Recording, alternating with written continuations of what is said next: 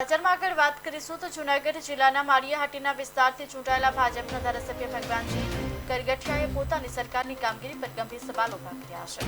રાજ્યના મુખ્યમંત્રીને લેખિત રજૂઆત કરી કે કેટલાક અધિકારીઓ સરકારની યોજનામાં ભ્રષ્ટ કરી રહ્યા છે।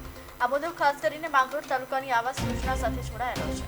ધારાસભ્યએ ભ્રષ્ટાચારના આક્ષેપો કર્યા છે। આરોપીની તપાસ ક્યાં સુધી પહોંચી છે અને શું કોઈની જવાબદાર ઠેરવવામાં આવશે કે આ પણ એક સત્તાધારીઓ દ્વારા દબાઈ જતી ફરી એક ફરિયાદ બની રહેશે? આવા અનેક સવાલો હજી જનતા વચ્ચે ઉઠી રહ્યા છે।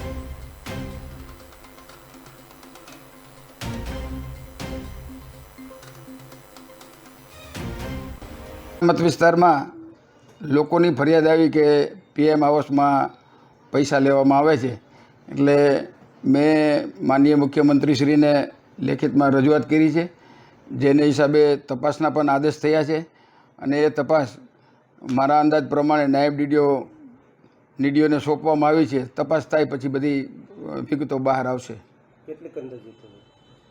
કેટલાક મકાનો છે? આખા કુલ મકાન તો 667 મકાનો બન્યા છે માંગરોળ તાલુકામાં। એમાં કેટલામાં ગેરરીતિ થઈ હોય એ તો તપાસ આવે